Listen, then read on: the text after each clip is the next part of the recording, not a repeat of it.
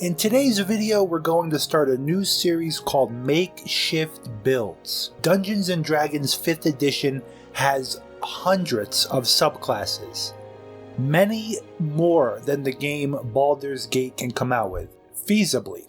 We're going to take a look at some of these subclasses and try to recreate them with the vanilla version of Baldur's Gate 3 with other classes and race combinations.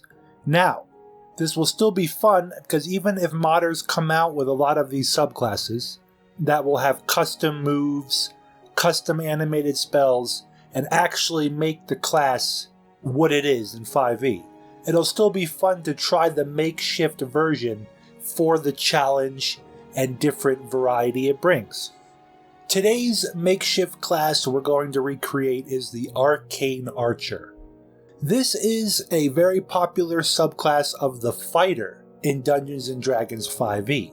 It's a difficult class to makeshift because, on paper in 5e, the Arcane Archer is an archer that studies a unique elven method of archery that weaves magic into attacks to produce supernatural effects. They stand watch over the fringes of the elven domain. They can shoot their arrows and weave magic into their shots. Some of their actual moves, at level 3 for example, they earn Arcane Shot. You gain Magic Arrow at the 7th level. So on and so forth. We're not going to be able to recreate their spells, but the best way that I see it, there are 3 varieties of the Arcane Archer you can make in vanilla.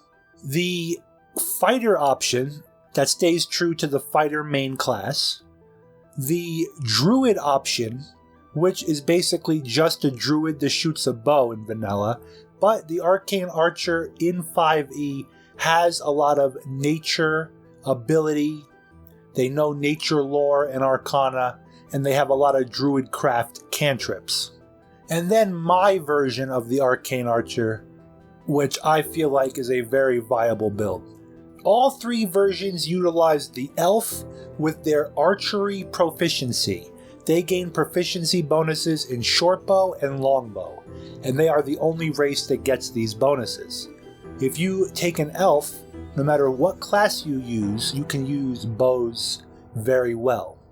So the fighter is basically a Eldritch Knight, or even a regular knight up to level 2 to get the regular fighter bonuses of the extra action, and then hopping everything over into intelligence with wizard, and I find the wizard is better for this situation. The fighter's abilities are going to look something like this. Low strength because you're going to just be using your bow. High dex, decent constitution for the health bonuses and also concentration bonuses with your magic. Decent intelligence for your wizard spells, and if you're going to go down the persuasion route, you need a little charisma also. You could avoid this though.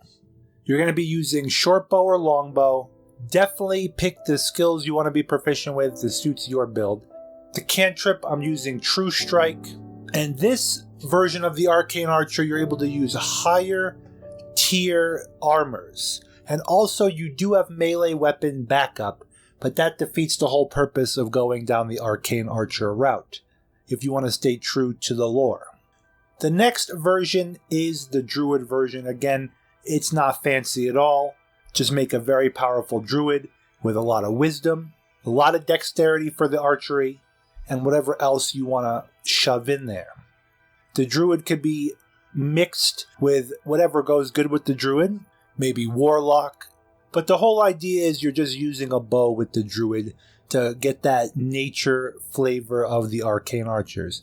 This one, I'm not the biggest fan of because we're kind of stretching to calling this somewhat normal build an Arcane Archer.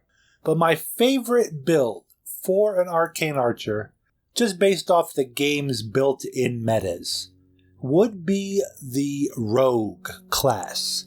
You just get Rogue to level 2 or 3, so you have the armor proficiencies, the weapon proficiencies, the stealth, and then you would go Sorcerer Rogue. High dexterity, low strength, high constitution and charisma, and you can lower everything else.